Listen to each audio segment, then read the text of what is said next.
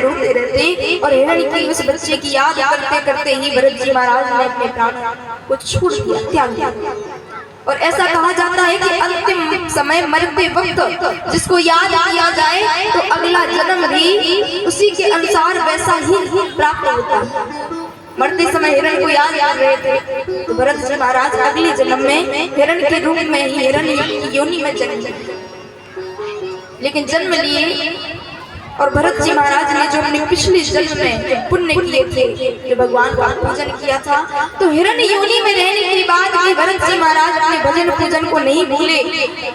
वो अपने जो कार्य से भटक गए थे उस कार्य को अपने हिरण योनि में याद करते हैं कि मैंने कितनी बड़ी भूल की। उस जानवर की योनि में रह करके भगवान का भजन करते, उनका स्मरण करते समय व्यतीत हुआ। हिरण स्वरूप को, उस देह को त्याग दिया भरत जी महाराज ने। अगला जन्म उसी भजन प्रभाव से कहा एक ब्राह्मण कुल में जन्म हुआ श्री भरत जी महाराज।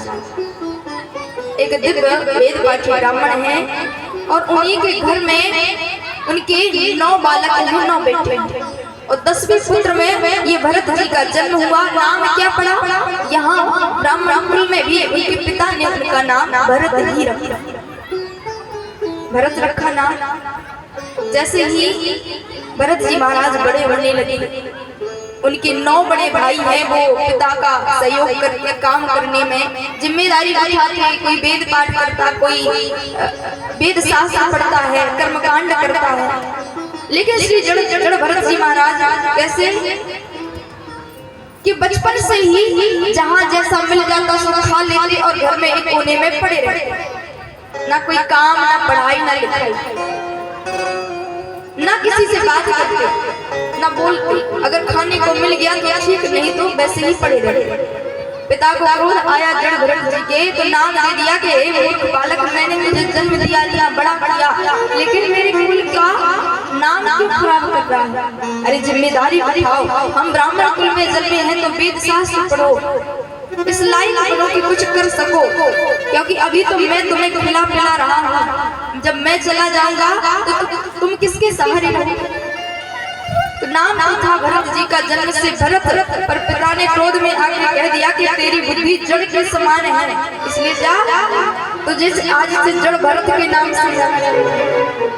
और भरत जी महाराज भी ऐसे कितने दिन भर स्नान किए तो ठीक, नहीं किए तो भी कोई दिक्कत नहीं, बस पड़े रहते। पिता की मृत्यु हो गई, 9 बड़े भाई हैं तो काज घर का काम संभालने लगे, भाभियां भी आ गया, लेकिन भरत जी महाराज का स्वभाव नहीं बदला, वही स्वभाव।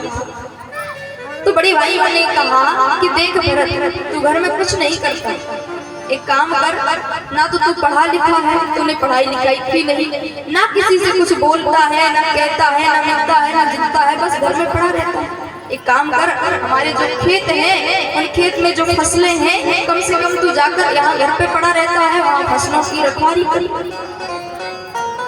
तो जैसा भाइयों ने कहा तो चल दिए, उसमें भी कोई दिक्कत नहीं।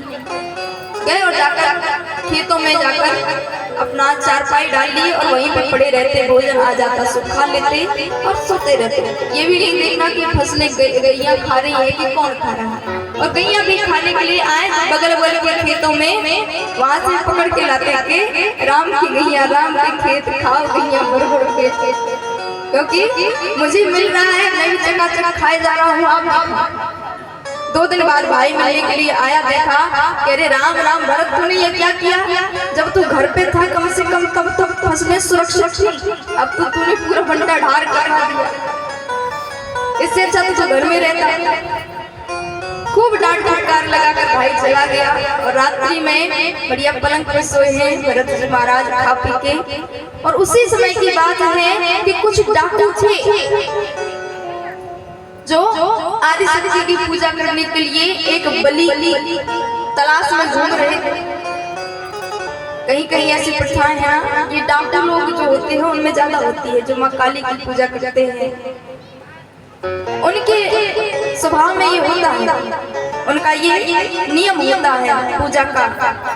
तो उसी बलि के लिए माता भवानी के चरणों में चढ़ाना है, तो कोई ऐसा अच्छा मिल जाए तो उसको बलि के रूप में समर्पित करने माता। रात्रि में वो डाकू भ्रमण कर रहे थे, चारपाई पे पड़े देखे कि बढ़िया अच्छा मोटा तगड़ा मुस्टंडा है, इसको ले जाओ तो भैया बड़ी प्रसन्न होगी। तो चारपाई उठा करके रातों रात डाकू ले गए भैया की गुफा में। वहां पहुंचे तो कोई दिक्कत नहीं, क्यों ना कुछ लेना ना देना, कुछ कहीं ना कहीं से मिल ही जाएगा, खाने को तो पेट भर जाएगा, घर पे रहे या बाहर क्या दिक्कत है। वहां पहुंचे तो वहां और अच्छी सेवा हुई, बढ़िया स्नान करवाए, नए नए वस्त्र पहनाए। देख करके जड़ भरत जी बोले इससे अच्छा जिंदगी और हो ही क्या सकती है। बढ़िया मालपुआ आए छिड़के, क्यों क्योंकि जब कहते हैं कि बलि के बकरी की खूब अच्छे से वो होता है देख रेख, तो पहले मालपुआ खिलाए, खा करके बढ़िया तृप्त हो गई आत्मा। क्यों क्योंकि ब्राह्मण के मुख में बढ़िया अच्छा मिले तो आनंद ही कुछ और होता है। तो यहाँ जड़ भरत जी भी बड़े प्रसन्न के बढ़िया खाने को मिल रहा है। लेकिन जब इतनी सेवा सब हो चुकी, अब पकड़ के ले गए भरत जी को भवानी जी के समक्ष खड़ा कर दिया। खड़े हो गए, क्या किया जाए? तो कहा भरत भरत बेटा अब तू अपना सर इस पे रख, अब तेरा सर काट दिया जाएगा। अब जितनी तूने सेवा कराई है थोड़ा हमारी भी मदद। तो उसमें भी सर रख के खड़े हो गए, ठीक है जो करना है कर लो, उसमें भी कोई दिक्कत नहीं। कोई और होता तो दौड़ता भाग जाता, ये अपने प्राण सबको प्यारे हैं, पर उन्हें उसमें भी कोई दिक्कत नहीं। लेकिन जैसे ही वो डाकुओं ने जड़ भरत जी के ऊपर अपने फरसे से तलवार से प्रहार करना चाहा, उसी समय देवी भद्रकाली अष्टभुजी रूप में प्रकट हुई और उन डाकुओं का अंत कर दिया। जड़ भरत जी ने प्रणाम किया मैया को, चले दी। उसमें भी कोई न बाता न बाती, बहुत कम बोलते थे। वहां से निकले, रास्ते में चले जा रहे थे तो समक्ष ही एक राजा करते थे थोड़ी दूरी पे।